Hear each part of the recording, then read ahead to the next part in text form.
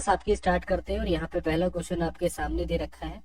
तो पहला क्वेश्चन आपका कुछ इस प्रकार से दिया गया है कि शक्तिशाली भी हो, दयालु भी हो, और आपका यहाँ पे राधे राधे बेटा, जो शांत भी हो, धीर भी हो और योद्धा भी हो, उस व्यक्ति को क्या बोलते हैं? तो उस व्यक्ति को सभी को पता होगा, उस तरह का जो व्यक्ति होता है उसको आपका धीरोदात्त बोला जाता है।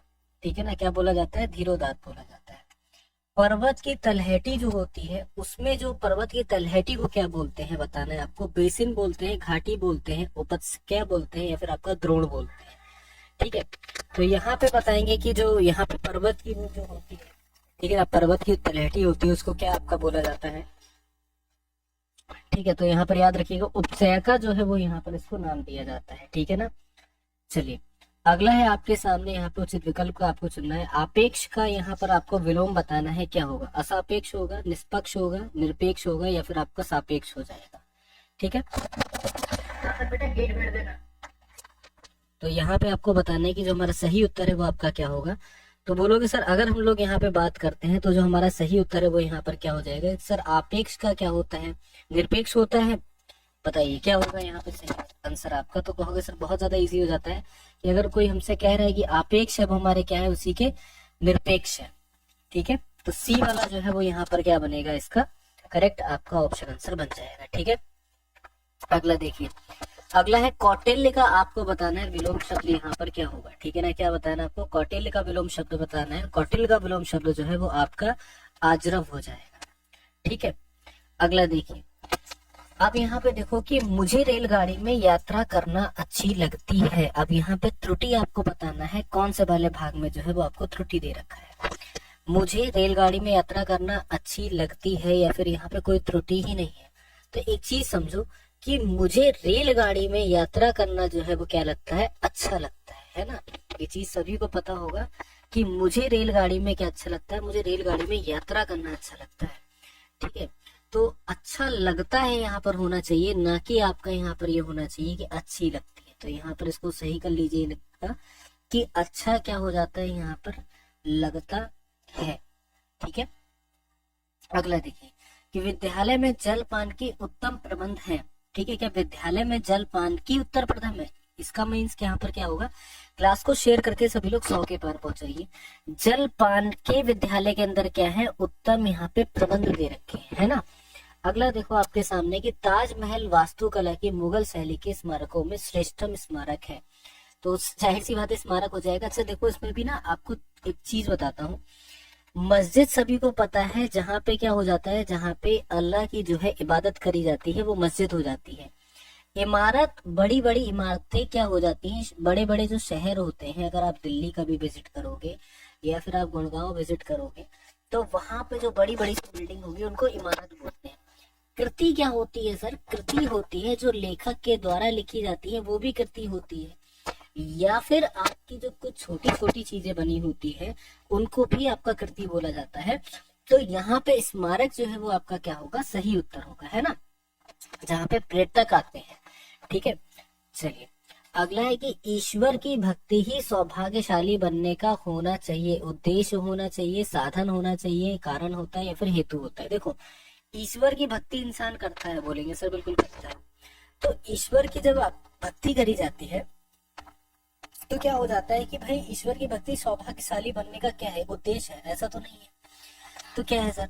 ये एक साधन है। ईश्वर की अगर आप भक्ति करो तो उस साधन से आप सौभाग्यशाली बन सकते हो, है ना। तो आप क्या बोलोगे? बी ऑप्शन जो है हमारा सही उत्तर हो जाएगा। अब अगला देखो, यहाँ पे आपको अशुद्ध बात चुनना है। ड्राइवर मीरा को कार को चलाना सिखा रहा है।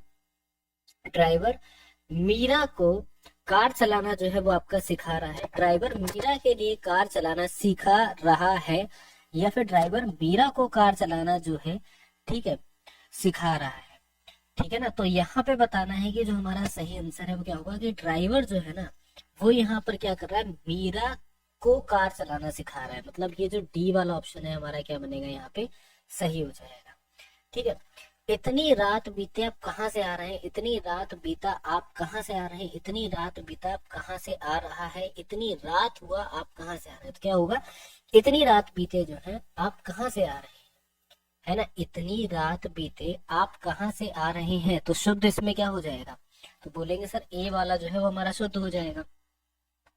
ठीक है। भक्तों की सेना जा रही थी, भक्तों की मंडली जा रही थी, भक्तों की टुकड़ी जा रही थी, भक्तों की भीड़ जा रही थी।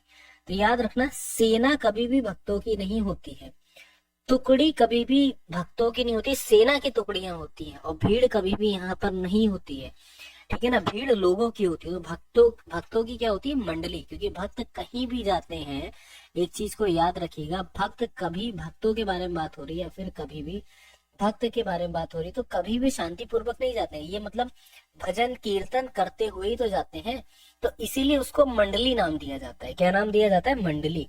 तो बी वाला जो है वो आपका यहाँ पे शुद्ध वाक्य हो जाएगा। घी के दिए जलाने का अर्थ क्या होता है भाई, घी के दिए जला दिए हमने, मतलब हमने खुशी मनाई है ना, हम बहुत ज्यादा खुश हैं आज, तो हमने घी के दिए जलाए हैं, है ना। तो सी वाला ऑप्शन आपका यहाँ पे सही हो जाएगा। पढ़े फारसी बेचे तेल, यह देखो कुदरत के खेल। कितना अच्छा है कि भाई पढ़े तो फारसी, है ना, और बेचे तेल। देख लो भाई साहब कैसा है ये कुदरत का खेल। तो बताओ कि यहाँ पर इसका जो सही उत्तर है वो आपका क्या बनेगा।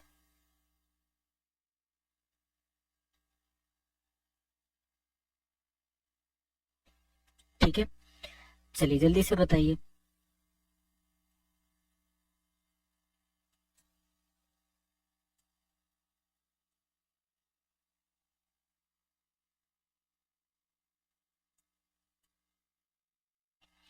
चलो देखो, अगर हम लोग यहाँ पे आपके से आंसर के बारे में बात करते हैं तो क्या होता है, तो बोलोगे सर कि कहने का मतलब ये है कि योग्यता के अनुसार काम ही नहीं मिला, है ना। क्या हो जाएगा, योग्यता के अनुसार काम ही नहीं मिला है। कि योग्य तो है, वो वाला एक आपने डायलॉग नहीं सुना है, मिर्जापुर देखी होगी, कि जब आप योग्य हो और आपकी कोई योग्यता ना पहचाने तो बड़ा ही दुख होता है ना। तो भाई ये पढ़ फारसी के है, बेच तेल है, कुदरत का खेल है जो हो रहा है।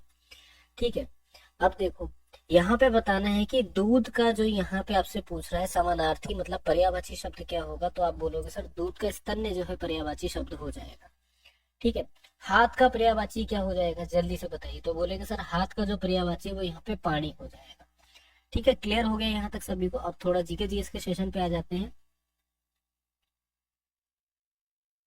चलिए, जीके जीएस के सेशन में देखते हैं हमारा पहला क्वेश्चन क्या है कि किसी अर्थव्यवस्था में पूंजी निर्माण जो है वो निर्भर करता है, किस पर निर्भर करता है।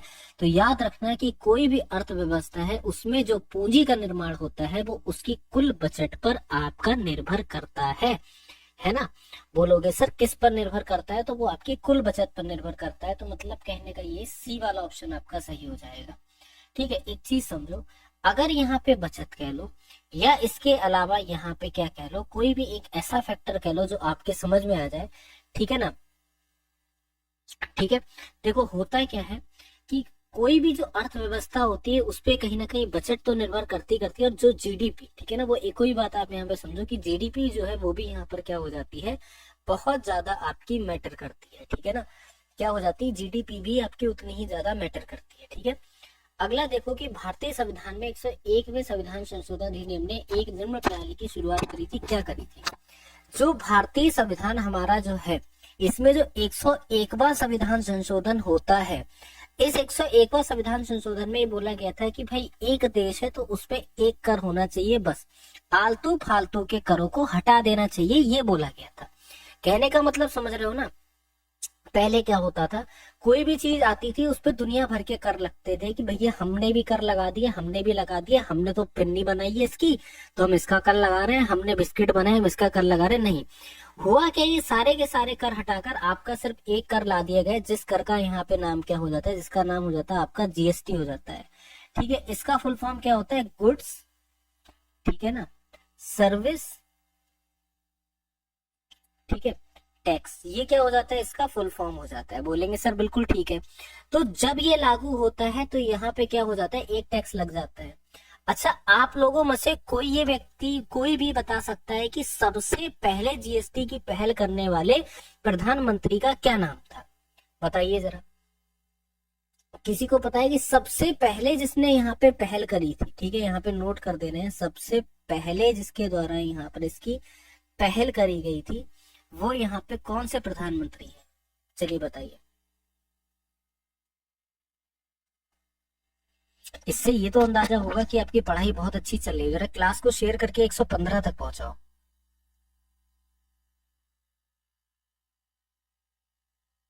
बताओ। सबसे पहले प्रधानमंत्री आपको बताना है।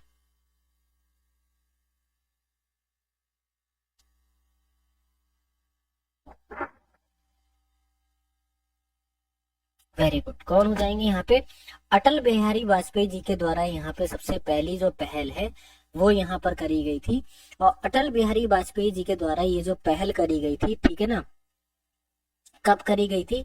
तो ये भी आप यहाँ पर याद रखोगे, ये आपकी सन 2002 में करी गई थी। ठीक है, चलिए अगला क्वेश्चन देखिए कि किस किस्म के कोयले की कार्बन की अधिकतम मात्रा पाई जाती है? तो याद रखिएगा, एंथ्रेसाइट जो कोयला होता है जिसमें कार्बन की जो मात्रा होती है बहुत ज्यादा आपकी पाई जाती है। पंडित जवाहरलाल नेहरू, क्यों ऐसी बातें करते हो?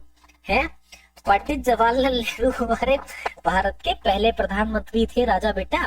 क्या उन्होंने आते ही ये बोल दिया था कि एक दस और एक देश और एक कर लग जाएगा? ये बताओ, उस समय पर उन्हें इतना अंदाजा भी नहीं होगा कि इस देश के अंदर हजारों कर लग रहे होंगे, नहीं होगा ना। तो ये एक तरीके से ये करप्शन की चीजें होती है, चीजें तो बाद में पता चलती है कि ऐसा कुछ हमारे देश में हो रहा है ना। मैंने पहले प्रधानमंत्री नहीं पूछे। अकबर अपना धार्मिक विचार विमर्श जो है वो आपका कहाँ करता था, ये आपको बताना है। देखो, सभी दोस्तों के रिक्वायरमेंट पे एक बहुत बड़ा ऑफर लेके आ चुका हूँ मेरे दोस्त। इस प्रैक्टिस सेट के ऊपर आपके लिए एक अच्छा ऑफर है, जहाँ से कि अब आपको ये प्रैक्टिस सेट लगाओगे और सबसे सस्ता प्रैक्टिस सेट मिलने वाला है आज तक के यूट्यूब के इतिहास में। दोस्त, जो ऐसे जीडी के हमारे 15 प्रैक्टिस सेट की मैं सीरीज लेकर आया हूँ, उसके अंदर मैंने आपको कहा था मेरे भाई, इन 15 प्रैक्टिस सेट जो आपके सामने हैं हमारे YouTube channel all exam class के ऊपर, जिससे आप कैसे प्राप्त कर सकते हो, तो ये व्हाट्सएप नंबर आपके सामने दिए हैं, इस पर मैसेज कीजिए। और ये प्रैक्टिस सेट जो आपको 300 रुपये मिलते हैं, उनकी मैंने प्राइस रखी थी गुण 50 रुपये। अब इनसे भी माइनस करके मेरे दोस्त मैंने कर दिया है 30 रुपये, मात्र 30 रुपये अंतिम दिनों में इस प्रैक्टिस सेट को आपको लगाने के लिए। गुण 50 से भी माइनस करके, क्योंकि बहुत सारे बच्चों का कमेंट आ रहा है सर हम इतना पैसा पे नहीं कर पा रहे हैं, पास पैसे नहीं है, तो उसके लिए मैंने मात्र 30 रुपये कर दिए हैं। और 15 प्रैक्टिस सेट मिल रहे हैं, 2 रुपये में एक प्रैक्टिस सेट जरूर लगाना चाहिए अगर सिलेक्शन चाहिए, क्योंकि 70% कोर्स इस प्रैक्टिस सेट से ही मिलने वाला है आपको। तो देखते हैं कितने बच्चे लगाते हैं, बढ़ते हैं क्वेश्चन की ओर मेरे भाई। अकबर एक ऐसा राजा था जो कभी भी अपने आप को अमीरों के अधीन होने वाला राजा बोलता ही नहीं था। कहोगे सर ऐसा क्यों? एक बात आपको बताते हैं, आप जितने के जितने मुगल राजाओं का शासनकाल देख लो, उन सारे के सारे शासनकालों में अकबर और औरंगजेब को छोड़ देना, वहां पे आपको ये चीज एक मेजर देखने को मिलेगी कि जो अफगान के अंदर जो बैठे हुए थे या तुर्क के अंदर जो यहाँ पे अमीर बैठे हुए थे, उनके चलाने से ही शासनकाल चल रहा था। समझे कि नहीं समझे? बोलेंगे सर बिल्कुल। लेकिन अकबर ऐसा नहीं था। अकबर ये बोलता था कि मैं हिंदुस्तान का राजा हूँ, और सबसे अच्छी उसके अंदर खासियत ये थी कि वह हिंदू मुस्लिम की एकता पर विशेष कर ध्यान देता था। और अगर यहाँ पे बताते हैं कि अपना धार्मिक विचार विमर्श कहाँ पे करता था, तो इबादत खाने में अपना विचार विमर्श करता था। ठीक है ना। अब समझोगे ये जो इबादत खाना है, कल को तुम्हें एग्जामिनर बहुत अच्छे तरीके से कंफ्यूज भी कर सकता है। इबादत खाने की जगह वो दूसरा नाम भी लिखकर यहाँ पर दे सकता है आपको। वो मान लो आपसे बोल दे कि आराधना घर, ठीक है ना, तो आप ये भी याद रखना कि इसका ही एक दूसरा नाम यहाँ पर क्या हो जाता है, इसका ही एक दूसरा नाम आपका हो जाता है आराधना घर हो जाता है। ठीक है ना। तो ये जो आराधना घर है, यहाँ पर भी क्या करता था, वो इबादत करा करता था। ठीक है, ये एक ही बात है। सो इबादत मतलब विचार विमर्श करता था, और हर धर्म के व्यक्ति जो है यहाँ पे अपना अपना जो विचार विमर्श है किया करते थे। ठीक है, क्लियर हो गया। अब ये है कहाँ पर इबादत खाना या फिर आराधना घर, इसको ये भी याद रखो। तो ये जो सबसे पहले अगर हम लोग बात करते हैं तो 1575 में ये जो है बनके खड़ा कर दिया जाता है। और कहाँ पर, तो आप लोग याद रखिएगा कि फतेहपुर सीकरी में ये जो है वो आपका खड़ा करा जाता है। ठीक है ना, कहाँ पर? फतेहपुर सीकरी में। ठीक है, ठीक है ना। चलो, जय माँ भवानी। मनुष्य का सामान्य रुधिर चाप जो है वो क्या है? 150/90, 120/80, 100/50, 90/80। तो याद रखना, जो मनुष्य का रुधिर चाप जो होता है ना, सामान्य रुधिर चाप होता है, वो कितना होता है? तो 120/80 जो है सामान्य यहाँ पे रुधिर चाप हो जाता है। सभी को पता होगा, इसको ब्लड प्रेशर बोलते हैं। बस ये समझो, कभी ब्लड प्रेशर न बाने जाना। अगर तुम्हारा 120 से ऊपर निकल रहा है अप वाला, ठीक है ना, ऊपरी जो माप है वो 120 से ज्यादा निकल रही, तो इसका मतलब तुम्हारा ब्लड प्रेशर जो है बढ़ा हुआ है। नीचे वाली माप अगर 80 से कम हो रही तो समझ जाना तुम्हारा ब्लड प्रेशर जो है वो आपका कम है। ठीक है, ये दो बातें यहाँ पर समझ लेना। तो इससे ब्लड प्रेशर का आप आइडिया लगा सकते हो। वह प्रजाति जो खाली एवं रग क्षेत्र पर करली है, सॉरी करती है, मूल अनिवेशिक प्रजाति कहलाती है। अंदर रहती है, आक्रमण छोड़ती है, फिर बचती है।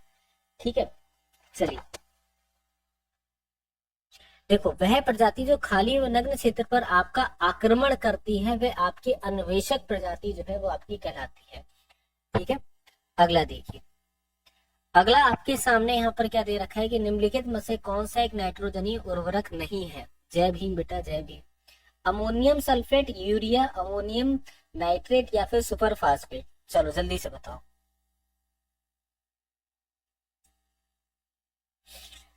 ठीक है, अब समझो यहाँ पे अगर बात करते हैं कि निम्नलिखित में से कौन सा एक नाइट्रोजन जो है वो आपका उर्वरक नहीं है, आपको बताना है। नाइट्रोजन उर्वरक यहाँ पे बेटा कौन सा नहीं है, तो जल्दी से बताइए।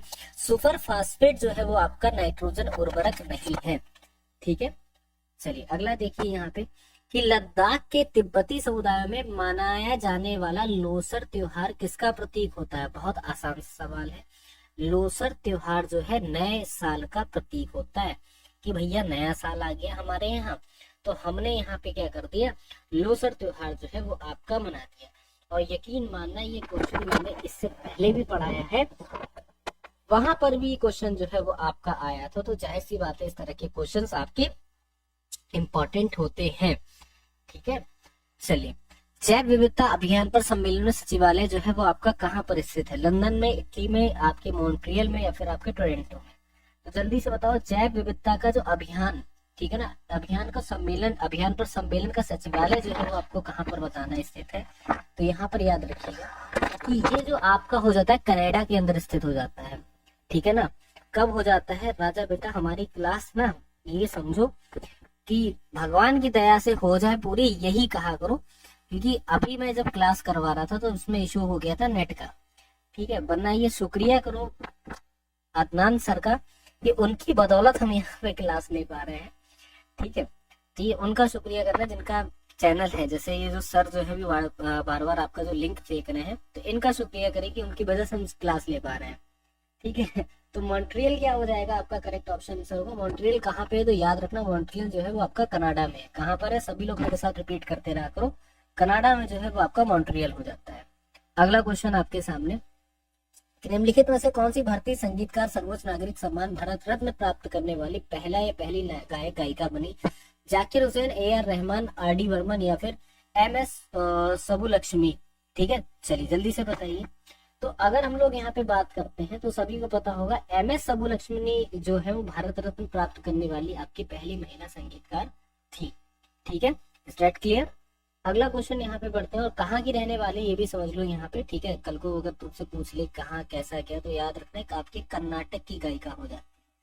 कहाँ की गायिका हो जाती है, ये आपकी कर्नाटक की गायिका हो जाती है, महिला संगीतकार है।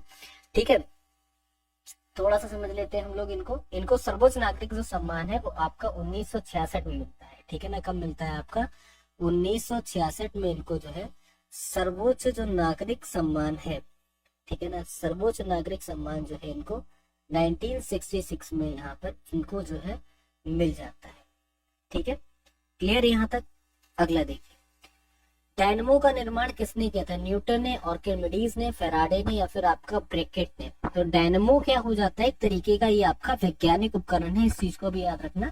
और इसका जो निर्माण है वो यहाँ पे माइकल फेराडे के द्वारा करा गया था। ठीक है, फेराडे, इनका पूरा नाम क्या है, माइकल फेराडे जो है वो इनका यहाँ पे पूरा नाम हो जाता है। इनके द्वारा जो है डायनमो का निर्माण करा गया। तो ये साइंटिस्ट ही इसका मेजरली यूज करते हैं। ठीक है, ये भी समझो। और बेसिकली होता है क्या है कि जो यांत्रिक ऊर्जा होती है ना, सभी ने पढ़ा होगा यांत्रिक ऊर्जा क्या होती है। ठीक है, बात अलग है कि आपको अभी तक याद ना हो यांत्रिक ऊर्जा क्या है। इस यांत्रिक ऊर्जा को कन्वर्ट कर देता है किसमें आपका, इसको विद्युत ऊर्जा में आपका कन्वर्ट कर देता है। ठीक है, किसमें कन्वर्ट कर देता है, विद्युत ऊर्जा में। अगला देखिए कि असहयोग आंदोलन की सफलता के बाद नेतृत्व में कांग्रेसियों ने स्वराज दल नामक एक नई पार्टी बनाई थी। महात्मा गांधी, वल्लभ भाई पटेल, चित्तरंजन दास या फिर जवाहरलाल नेहरू। देखो, अगर हम लोग यहाँ पे बात करते हैं कि भाई स्वराज दल, स्वराज दल की सबसे पहले समझो स्थापना कब होती है, ठीक है, और किसके द्वारा कराया गया था, तो यहाँ पर याद रखना ये बेसिकली दो लोगों के द्वारा बनाई जाती है। अभी आपके सामने यहाँ पे चितरंजन दास दे रखे हैं, एग्जामिनर का मूड घूमेगा, आपको नहीं देगा यहाँ पर इनका नाम। दोनों नाम आप यहाँ पर याद रखना है कि एक नाम जो हो जाते हैं वो यहाँ पर कौन हो जाते हैं, मोतीलाल नेहरू हो जाते हैं, ठीक है। क्या याद रखोगे कि सर मोतीलाल नेहरू हो जाते हैं और चितरंजन दास इन दोनों के द्वारा बनाई गई थी।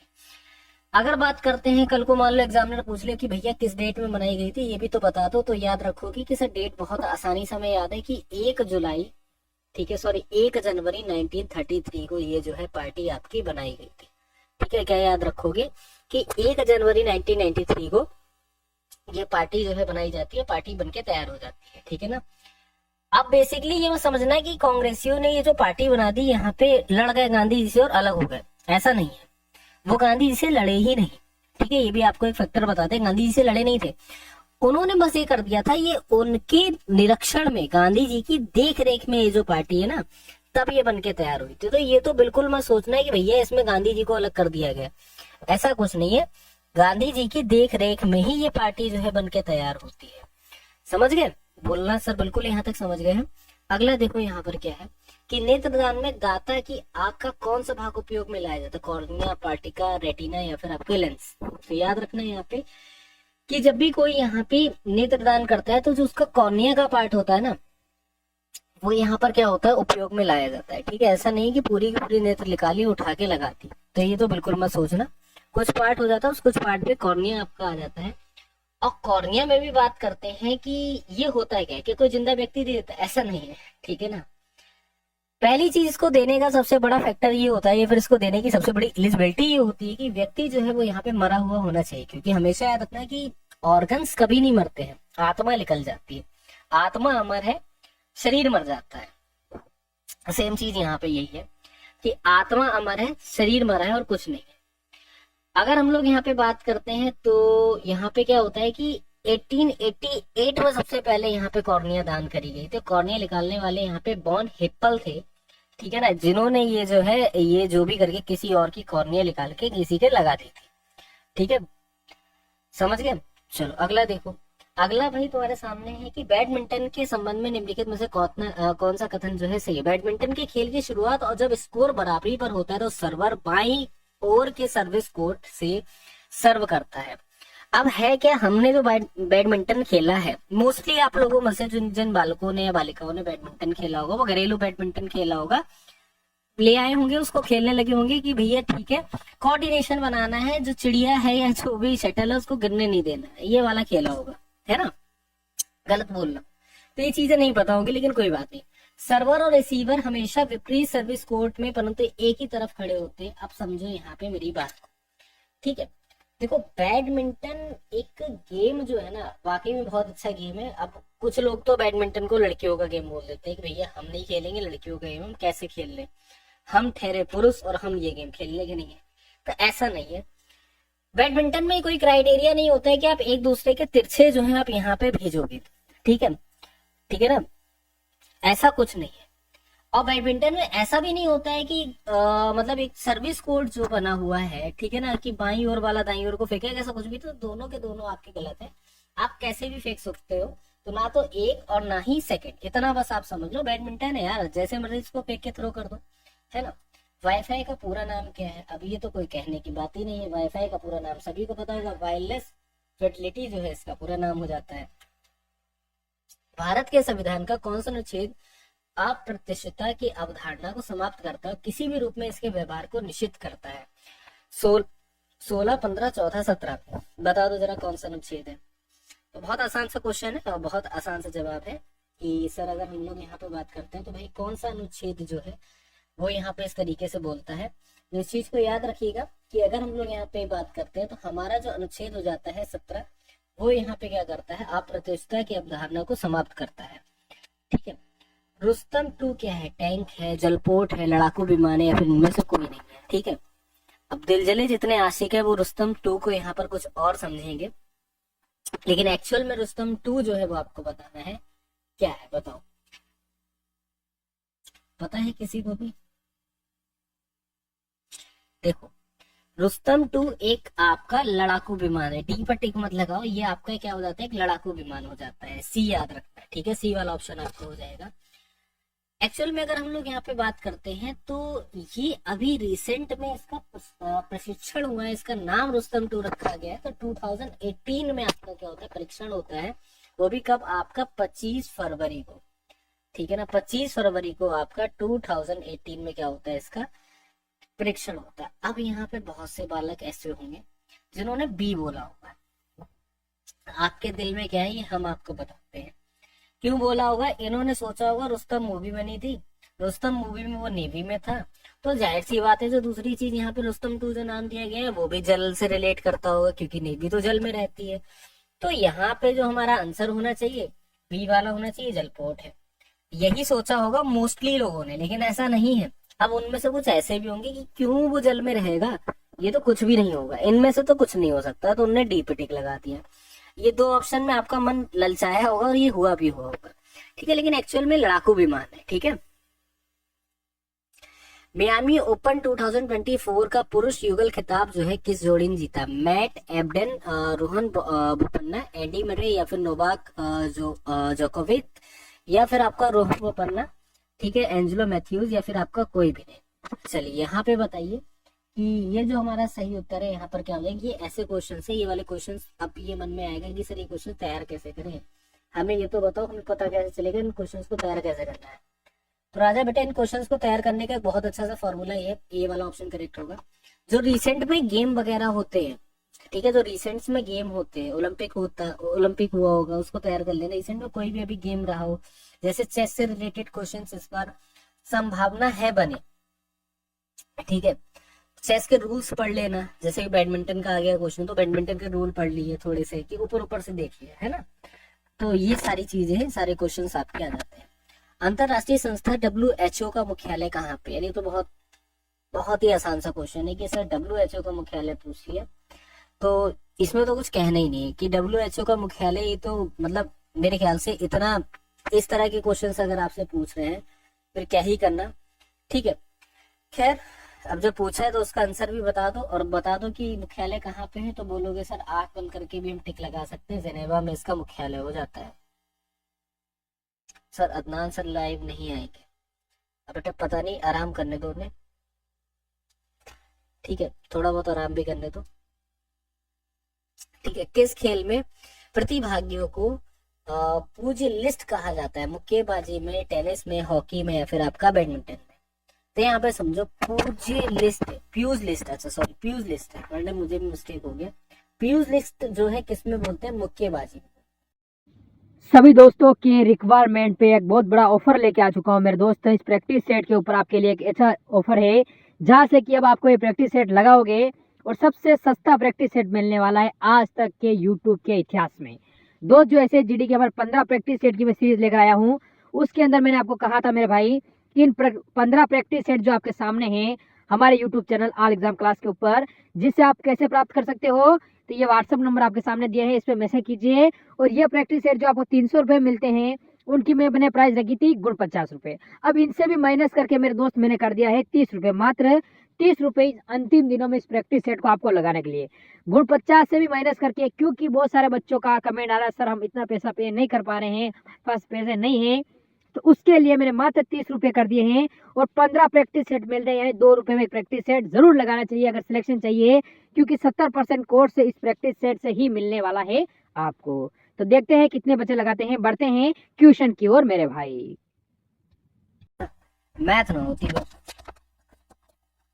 ठीक है, मैथ है तो सर थोड़ा सा हम गुस्सा कंट्रोल कर ले जाते हैं, वरना अब तक तो साहब ये याद रखो कि हम सीजीएल निकाल बैठे होते हैं। चलो सीजीएल ना निकालो तुम, पहले यहाँ पे क्वेश्चन देखो, TOKENLFMMGLN, बता दो जरा भैया कि अगला इसका जो प्लेस है यहाँ पर क्या आएगा। रीजनिंग वैसे है तो मजेदार चीज, कहो तुम कुछ भी, लेकिन गुरु है तो अच्छी चीज, सही कह रहा हूँ कि नहीं। अच्छा एक बात बताओ कि यार क्वेश्चन तो ये हल्का लग रहा है, तुमको कठिन लग रहा है, एक काम करो ना तुम, इस क्वेश्चन को जरा इजी वे में सॉल्व करो, इजी वे समझ रहे हो। ये बताओ O से N तक जाने में कितना डिफरेंस आ रहा है, बोलेंगे सर O से N तक जाने में माइनस का 1 ही तो हो रहा है, बोलेंगे सर बिल्कुल सर माइनस का 1 हो रहा है। एन से एम तक जाने में क्या हो रहा है, बोलेंगे सर यहाँ पर भी माइनस का 1 हो रहा है, ये बीच वाला है, ठीक है। एम से एल तक जाने में माइनस का 1 हो रहा है, और एल से अगर -1 कर देंगे तो कितना हो जाएगा, एल से -1 करने पर के आ जाएगा। अच्छा के कौन से ऑप्शन में आ रहा है, सर के जो है हमारा ए वाले ऑप्शन में आ रहा है। बस खत्म करो, ज्यादा टाइम ही मत फूको ना, टाइम वेस्ट ही नहीं करना है। टाइम वेस्ट करो मैथ में जाके, इन छुटुक छुटुक से क्वेश्चंस में अगर तुम टाइम वेस्ट करने लगे तो राजा बेटा समझ लेना फिर जीडी तो नहीं निकल पाएगा, ठीक है। और इतने लो लेवल के मतलब ये मान के चलो कि क्या नाम, इतने हलवा कोई अब एग्जाम आते ही नहीं कि आपसे लिख लेना। सोचो ग्रुप डी का एग्जाम निकालने में खड़ी खड़ी हो जाती है इंसान। 176, 326, 526, 776, क्वेश्चन मार्क 14, 26, 18, 26। क्वेश्चन मार्क के प्लेस पे बताओ कि जो हमारा सही आंसर है वो क्या है। डिफरेंस देखो, डिफरेंस और कुछ मत देखो राजा बेटा, डिफरेंस देख लो, क्वेश्चन सॉल्व। 176 के और 326 के बीच में डिफरेंस देखते हैं। चलो 150 नंबर्स का डिफरेंट है ना, डिफरेंस है ना, 150 यहाँ पे प्लस कर रहे हो तब आ रहा है। 326 और 526 के बिटवीन में अगर हम लोग यहाँ पे देखते हैं कि तो 200 का डिफरेंस आ रहा है। 526 और 776 में अगर हम लोग देखते हैं तो हमारा 250 का डिफरेंस आ रहा है ना। और यहां से यहां तक देखते हैं कि 776 और इसके बीच में देखेंगे, हाँ बिल्कुल हम ही पढ़ाएंगे, क्या दिक्कत है। 526 और 776 में जब पहले 150 का हुआ, 200, 250, तो जाहिर सी बात है 300 बढ़ेगा। अब 300 जब आगे बढ़ जाएगा तो कितना हो जाएगा, 1076 हो जाएगा, है ना। क्या हो जाएगा, 1076 हो जाएगा। तो डी वाला ऑप्शन हमारा सही हो जाएगा, ठीक है।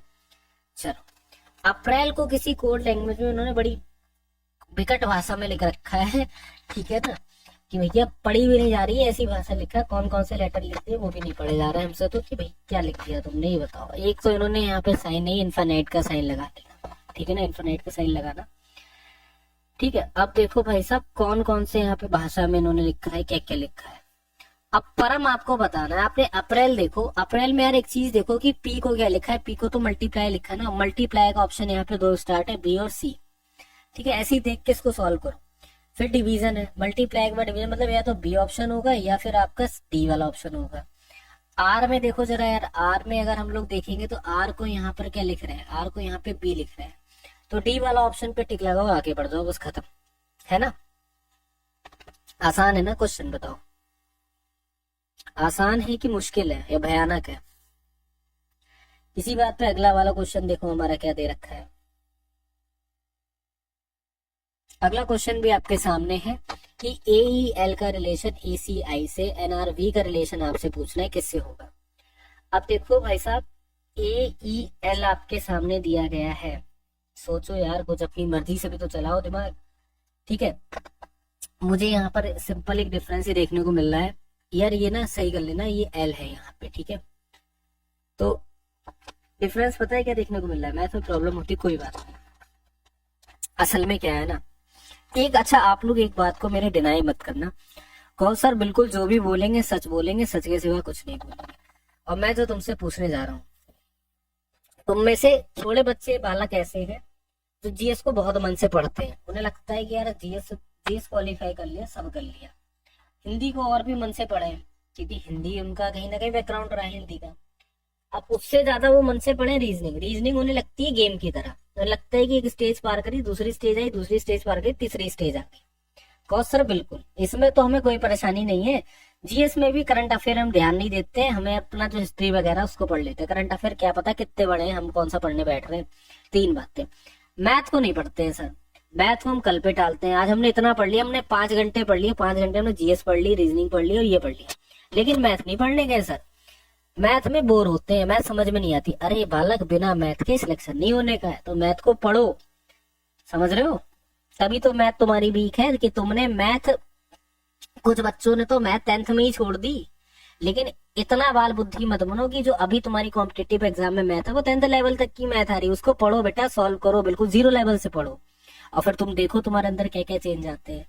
भाई साहब मैथ से हलवा सब्जेक्ट कोई दूसरा सब्जेक्ट है नहीं, लेकिन तुम्हारी बुद्धि खराब है, तो मैथ को पढ़ना ही नहीं चाहते हो, तो फिर नौकरी कैसे लगने की है। कड़वा है पर सच है, बोल दो कि हाँ सर ऐसा है। ई आपको अगर सी के बीच में डिफरेंस देखना है क्या है, माइनस का 2 ही तो हो रहा है, तो हमने कहा ठीक है सर माइनस का 2 हो रहा है, तो आर के बाद भी तो माइनस का 2 होगा ना, वो तो दोनों डिजिट ही आपके सेम है, आर और वो तो यहाँ पे सेम ही दे रखे हैं, तो एन मतलब पीवी। और इसको कुछ भी ना करते यार, तुम इस क्वेश्चन को देखो, हमेशा मैं तुम्हें बताता हूँ कि कुछ ना ऐसे वो देखा करो ना कि इससे क्वेश्चन बहुत ज्यादा इजी लगे, कुछ सॉल्व वगैरह करो ही मत, ठीक है। पर्सनल हो गया, अरे पर्सनली तो बोला। तो देखो एनआरवी मतलब ए एल जो ए एल है, तो ए एल आपका एक प्लेस पर है ना, तो एनआरबी भी आपका एक प्लेस पर होना, सॉरी एनवी भी प्लेस पर होना चाहिए, डी वाला तभी आपका करेक्ट हो गया, खत्म कहानी। 484 का रिलेशन 12 से दे रखा है, 622 का रिलेशन आपसे पूछ रहा है कि भैया किससे होगा ये बताओ, ठीक है ना। 622 का रिलेशन जो है वो आपका किससे हो जाएगा ये बताइए, ठीक है। चलिए जल्दी से बताएंगे कि यहाँ पे जो हमारा सही आंसर है वो आपका क्या बनेगा। देखो 484 का रिलेशन आपका किससे है, 12 से है ना। तो 484 पे अगर हम लोग यहाँ पे देखते हैं, क्या तुम्हें लग रहा है कुछ कुछ लॉजिक वगैरह यहाँ पे तुम्हारे अप्लाई हो रहे हैं, हाँ सर यार ये वाला लॉजिक अप्लाई हो रहा है या फिर ये हो रहा है। सर जी मैथ में 8-7 क्वेश्चन होते हैं, तो बेटा कम से कम 12 क्वेश्चन करके आना, 12 से 14 क्वेश्चन, तब समझना कि तुम्हारा निकल जाएगा। ये बताओ 484 अगर 4 से मैं कट कर दूं 12 आ जाएगा ना, अगर 2 से मैं 62 को कट कर दूं तो 2 3 6 और 2 एकम 2, तो मतलब हमारा यहाँ पर क्या हो जाएगा, देखो 62/2 कर दूं तो 2 3 6 2 एकम 2, 31 जो है वो आपका क्या हो जाएगा, यहाँ पे सही आंसर हो जाएगा। क्लियर। अब बताओ क्वेश्चन मार्क के प्लेस पे जो हमारा सही आंसर है वो क्या होगा। एक तो ये वाले क्वेश्चन तुम्हें बहुत अच्छे लगते होंगे, अब बहुत ही प्यारे क्वेश्चन लगते होंगे, लगता होगा सर यही आ जाए तो यही इसी में पढ़ा है हम जाके और सब निकाल ले पेपर ऊपर। देखो भाई 4 5 3, 4 5 3 बराबर 12, 4 4 4 12, 5 3 8, तो मतलब 4 जोड़ोगे 12 होगा, ए वाला ऑप्शन हो गया खत्म, ठीक है। कृष्णा को नींद लग गई, बोल रहे सर गुड नाइट, अरे बेटा तुम्हें करनी ड्यूटी है, ठीक है, और तुम गुड नाइट बोल रहे हो। कोई भी एग्जाम को ना सीरियस ले लिया करो, सीरियस बन जाओगे कुछ तो जीवन में, याद रखो कि किसी ने डांट दिया था भले ऑनलाइन क्लास में कि पढ़ ले, है। चलो अब बताओ यहाँ पे कि डिफरेंट वन आपका क्या होगा। डिफरेंट वन बहुत ही इजी सा क्वेश्चन है, डिफरेंट वन आपका क्या हो जाएगा, डीसीबी। तो डीसीबी है, एक एक का डिफरेंस लग रहा है ना, माइनस के एक का, माइनस का एक, माइनस का एक। एच आई जे अगर हम लोग यहाँ पे देखते हैं तो +1 वाला प्रोसेस चल रहा है यहाँ पे ना, +1 वाला प्रोसेस है, +1 वाला प्रोसेस है। चलिए बहुत ठीक है। के एल एम, तो यहाँ पर भी +1 है, +1 है, तो ए वाला ऑप्शन आपका हो गया, -1 चल रहा है, बाकी सब में +1 चल रहा है। Question solve. आ जाओ भाई इस वाले सवाल पे कि यहाँ पे बोल रहा है कि कौन सा अक्षर जो है नहीं बनाया जा सकता, एलिमेंट्री का, एलिमेंट्री से कौन सा अक्षर जो है वो आपका नहीं बना सकता है। ऑप्शन आपके सामने है, आंसर आप यहाँ पे बता दो। तो एलिमेंट्री का यूज करके क्या नहीं बनाया जा सकता है, तो बोलोगे एलिमेंट्री का यूज करके ल्यूमेन नहीं बनाया जा सकता है, क्योंकि ल्यूमेन में आपका यू दे रखा है और एलिमेंट्री में कहीं पर यू आपका है नहीं, ठीक है। आ जाओ भाई, सभी एमटेक छात्र इंजीनियर हैं। हमने कहा एमटेक वाले जो है ना वो सभी के सभी क्या दे रखे हैं, यहाँ पे इंजीनियर दे रखे हैं, बहुत सही। सभी एलएलएम छात्र जो है वकील है, एलएलएम वाले जो है यहाँ पर क्या हो जाते हैं, वकील हो जाते हैं, एडवोकेट हो जाते हैं। क्या सभी वकील एलएलएम छात्र हैं, जो सभी के सभी वकील है वो एलएलएम छात्र है, बोलोगे सर बिल्कुल है, कभी तो रहे होंगे।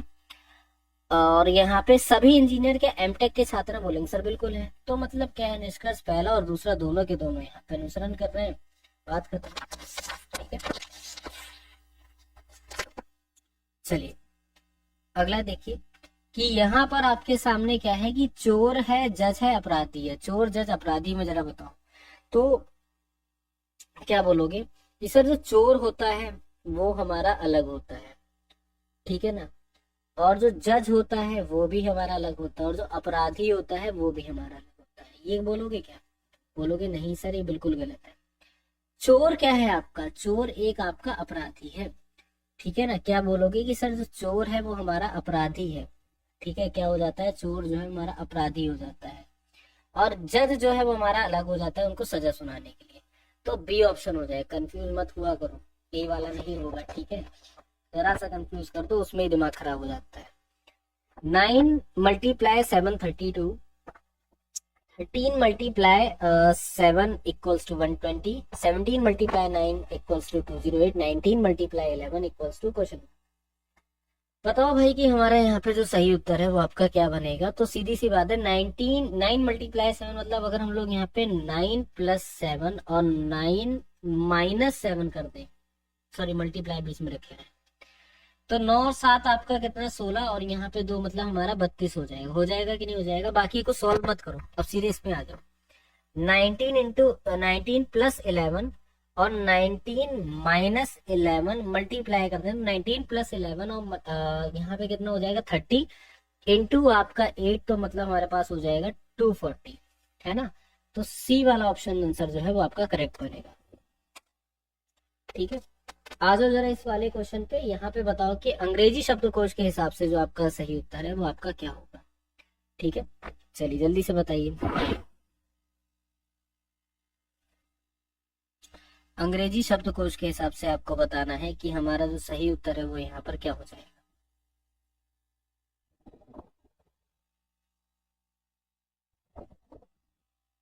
हाँ, 13-14 करने से बिल्कुल आपका सिलेक्शन हो जाएगा, बेफिक्र रहो। वेरी गुड इवनिंग बेटा, आपका सिलेक्शन हो जाएगा। ठीक है, ऑलमोस्ट ये मान के चलो। जीके जीएस में तुम्हें एक क्राइटेरिया बताता हूँ। हिंदी में तुम एक काम करो, बहुत अच्छे नंबर लेके आने हैं। 20 है ना, 16 निकाल दो। जीके जीएस में आप एक काम कर दो, आप 15 निकाल दो, 14-15 निकाल दो, एवरेज 14-15 ले लो। रीजनिंग में आप 18 निकाल लो, और मैथ्स में आप यहाँ पे 14 निकाल दो। यकीन मानो आपका पेपर हो जाएगा, मजाक से हट के सही बता रहा हूँ, हो जाएगा। ठीक है, लेकिन रीजनिंग में खींच लेना, रीजनिंग और हिंदी में यार खींच लेना। हिंदी में 16 भी क्यों निकालो यार, हिंदी में पूरे पूरे 20 निकाल दो ना। हिंदी अगर ना आए तो फिर बात ही क्या है। ठीक है, इसका आंसर दो और बताओ जरा इसका आंसर क्या होगा। अब ये मैं तो नहीं बताने वाला, तुम खुद से बताओ कि इसका आंसर क्या हो जाएगा। बहुत सिंपल है, बी आर सब में, एक में ब्रेड, ब्रेड में ई पहले आपका आ रहा है, तो मतलब हमारा सेकंड वाला जो है वो पहले हो जाएगा। तो ये वाला ऑप्शन होगा, या फिर ये वाला, सॉरी, या फिर ये थर्ड वाला ऑप्शन होगा। 4 तक सेम है। 4 के बाद देखो आपका थर्ड पे तो ब्रिज ब्रिज आएगा, या फिर आपका यहाँ पे ब्रूम आ जाएगा। तो आई जो है वो आपका पहले हो जाता है, तो मतलब हमारा 2 4 3 मतलब ए वाला ऑप्शन आपका करेक्ट हो जाएगा। ठीक, समझ गए कि नहीं समझ गए, कोई दिक्कत परेशानी। अब लो, आपका फेवरेट सब्जेक्ट आने वाला है मैथ्स। लो भैया, अब मत कहना सर तुमने बताया नहीं, तुमने करा नहीं। ठीक है, इसके ऊपर बार लगा लेना। अब बताओ कि यहाँ पे क्वेश्चन आपके सामने है, इसको सॉल्व करके बताओ राजा बेटा कि यहाँ पे सही आंसर क्या होगा। अब बहुत आराम से समझना, जो भी क्वेश्चन में समझाऊं उसको बहुत आराम से समझना। कोई बैल बुद्धि का प्रयोग मत करना कि नहीं जी सर नहीं समझ में नहीं आ रहा है, बहुत खतरनाक क्वेश्चन दे दिया है, अरे ये क्या दे दिया सर, ये नहीं होगा सॉल्व। सबर रखो, सॉल्व होगा। करवाएंगे तो सॉल्व होगा, नहीं करवाएंगे तो भैया नहीं सॉल्व होने का, ये सच्चाई। ठीक है, अब बताओ कि हमारा यहाँ पे जो सही उत्तर है, इसका जो सही आंसर है वो क्या है। बहुत आराम से बताओ। 2.3 प्लस 4.3, इसके ऊपर लगा बार। इस बार का रहस्य जानते हो, ये वही बार है जो वर्ड मास में यूज होता है, जो आपका सिंप्लीफिकेशन जो आपके आते हैं क्वेश्चंस, वहां पर यूज होता है। आपने कहा ठीक है सर समझ गए। अब बार लगा है ना, जी के जीएस में 10 ना हो तो बेटा थोड़ा सा फिर ये देखो, अगर जनरल कैटेगरी में हो तो ना होने का, ओबीसी में भी आपका मुश्किल पड़ जाएगा, एससी एसटी कैटेगरी में आपका बहुत इजीली हो जाएगा अगर इतना क्राइटेरिया लेके चल रहे हो तो। ठीक है, चलो अब देखो। अच्छा सर एक बात बताइए कि 2.3 4.3, तो मतलब अगर हम इसको अलग अलग करके लिख दें, आप पता है 0.3 का मतलब कौन कौन जानता है, पहले ही बताओ। 0.3 का मतलब जो है कौन कौन जानता है, बहुत आसान से मैं तुम्हें तो समझा रहा हूँ। ठीक है, देखो 0.3 को क्या हम ऐसे लिखेंगे, 2 प्लस 0.3 है ना, प्लस 4 प्लस 0.3। भाई 0.3 का तो मीनिंग ही यही होता है कि नहीं होता है। गलत बता रहा हूँ सबके सब, जितने बालक है ना सब गलत बता रहे हैं, थोड़ा सब्र रखो। अब ये देखो कि ये जो 0.3 है, अगर मैं यहाँ से 0 हटाऊंगा तो नीचे एक 0 बढ़ाऊंगा ना, यही तो करूंगा कि मैं नीचे एक 0 बढ़ाऊंगा। तो कभी भी बार वाला जो नंबर लिखा होता है ना, सपोज करो ठीक है ना, कि यहाँ पे 0.3 लिखा है तो 0.3 को हम लोग क्या लिख देंगे, 3/9 लिख देंगे अगर इसके ऊपर बार लगा है। सपोज करो तो सर आप पहले भी इसे पढ़ाते थे, वहां से क्यों निकाल दिया के आपको, तुम्हें लगता है कि निकाला गया होगा?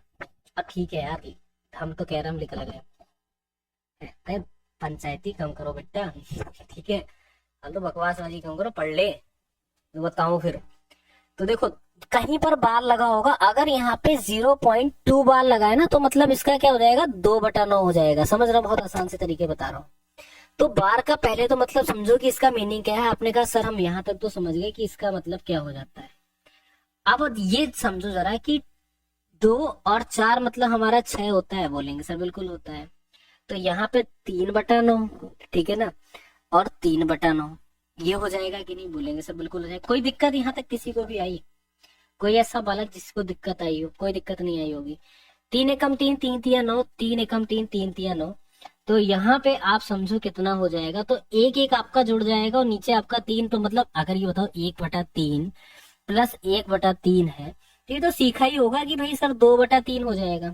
सॉरी हाँ, है ना, कितना हो जाएगा, 2/3 हो जाएगा। ठीक है, 3 एलसीएम ऊपर क्या हो गया हमारा, 2/3।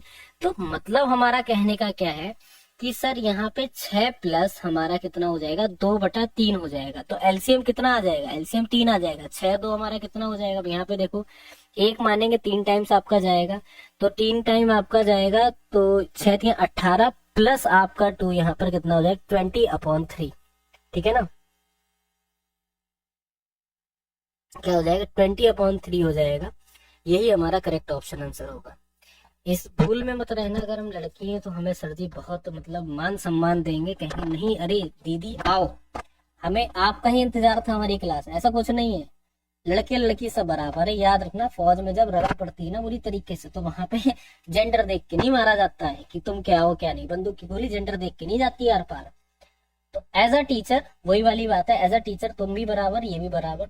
तो जब मैं सुनाऊंगा लड़कों को तो तुम कोई इतने हीरे मोती जवाहरात वाले थोड़ी हो कि तुम्हें छोड़ दूंगा, है तो ये सुनना तो है। अब ये तो बिल्कुल विक्टिम कार्ड तो खेलना ही मत कि लड़की है सर हमसे ऐसे बोल दिया। ठीक है, समझ गए कि नहीं समझ गए, ये बताओ। समझ में आया यहाँ तक सभी को? हाथ खड़ा करो जिस जिसको समझ में आ गया। तो बहुत आसान से क्वेश्चन तभी मैं लगवाता हूँ कि तुम्हारी बुद्धि में फंसे है, फंसे है, फंसे है, फंसे है। और तुम तब भी ना फंसे फिर क्या ही मैं समझाऊंगा। ठीक है, अब ये वाला क्वेश्चन देखो, इसको पढ़ लो पहले फिर तुम्हें समझाऊंगा।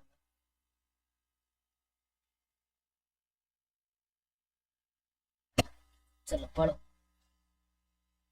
क्या लिखा है। एक कॉलेज में लड़के लड़कियों का जो रेशियो 3:2 है, यदि इनमें से 20% लड़के और 25% लड़कियां यहाँ पे वयस्क है, तो अवयस्क विद्यार्थी जो है कितने परसेंट है?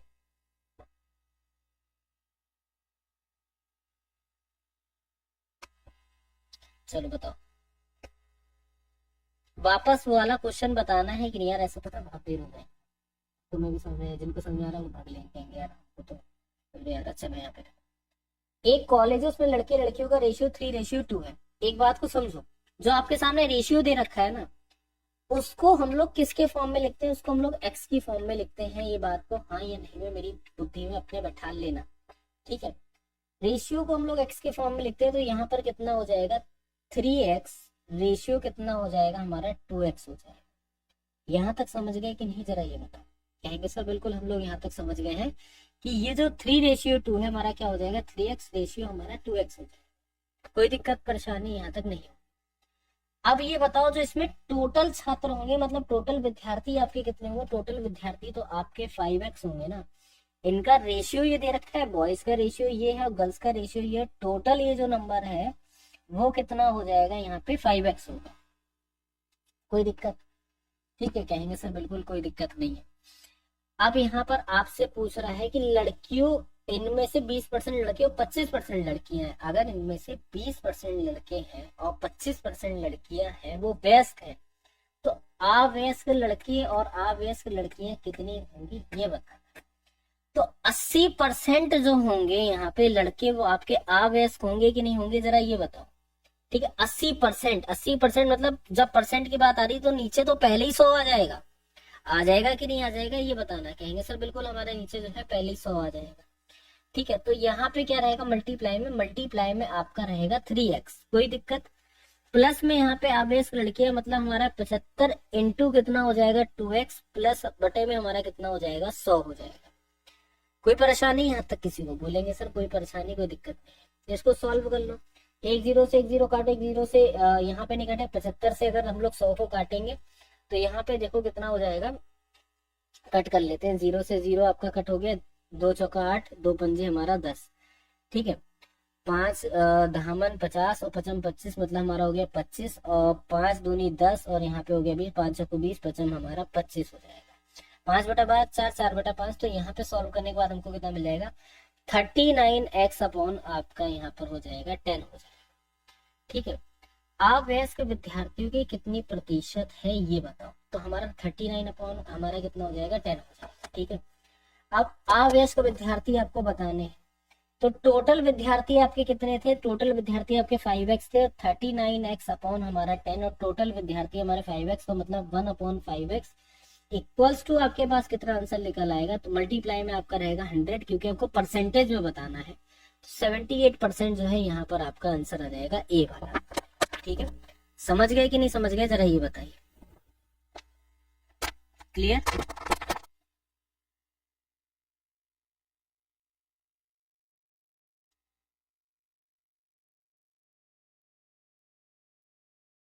जल्दी से बताओ, ठीक है राजा बेटा। अगला क्वेश्चन देखो, 3 संख्याओं का अनुपात ये है, उसका महत्तम समापवर्तक 12 है, तो ये संख्या आपको बतानी है क्या, बताइए। मासा पता है, मासा क्या होता है, नहीं पता है तो पूछ लो, ऐसा कोई वो दिक्कत नहीं है। ये समझो पहले या फिर कि 5 8 2 4 1 में कौन सी संख्या जोड़ी जाए जो 9 से पूरी तरह आपकी विभाज्य हो,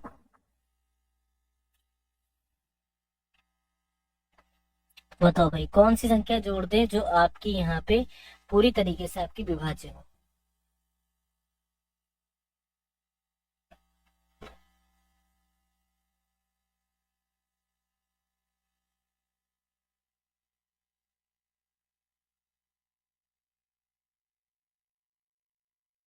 चलो भाई बताओ,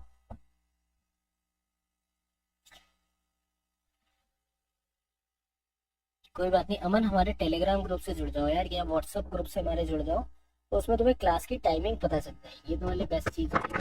देखो 9 से विभाजकता का नियम क्या कहता है, 9 से विभाजकता का नियम क्या बोलता है, ये बताओ, किसी को पता है कि सभी संख्याओं का जो योग है वो 9 से कटना चाहिए, बात करें तभी वो 9 से विभाजक होगी।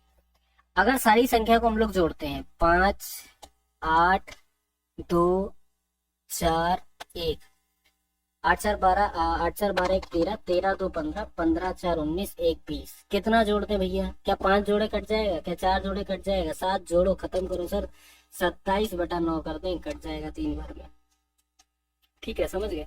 चलो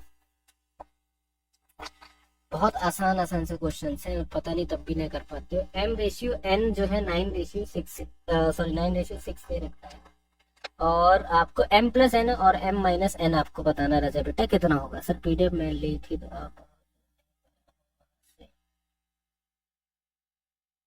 समझा नहीं, कुछ नहीं, आप व्हाट्सएप पे मैसेज कर लो, आपको वहां पे रिप्लाई मिल जाएगा, तो इसमें दिक्कत की बात।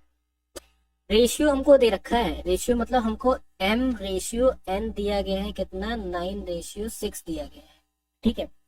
अब देखो क्या बोल रहा है कि m+n, ठीक है, m/n, m-n, रेशियो का मतलब अपॉन ही तो होता है, ठीक है।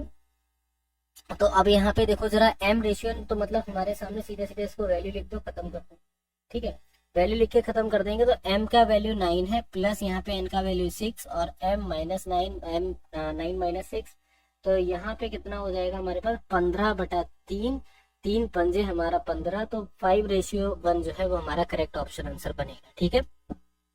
पढ़ाने का तरीका बहुत खराब है, कोई नहीं भैया, सही तरीका आप पढ़ा दीजिए, हमको पढ़ा देंगे, है ना, आप बता दो वैसे पढ़ा देंगे।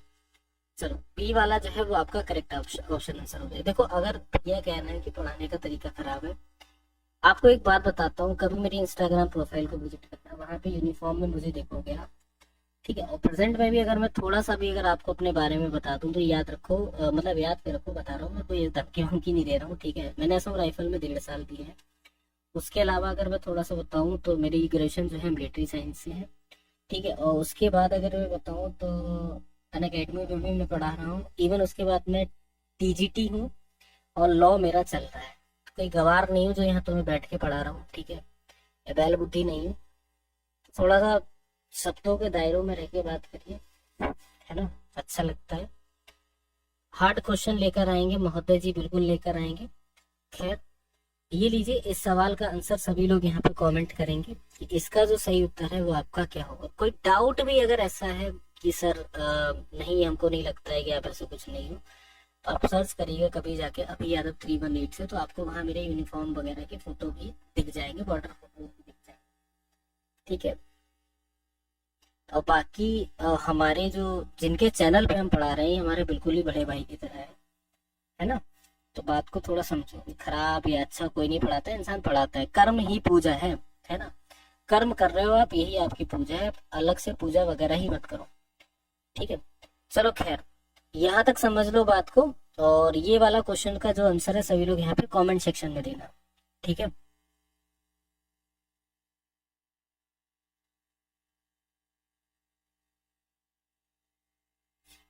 तो यहाँ तक समझ लेते हैं कि ये जो हमारा यहाँ तक हो सकता है, इतना जो है वो आपको क्लियर हो गया होगा, ठीक है ना। तो 30 अगर इसका करेक्ट ऑप्शन आंसर है तो इसको आप लोग यहाँ पे कमेंट कर दीजिएगा। मिलते हैं आपसे अगली क्लास में, तब तक के लिए जय हिंद।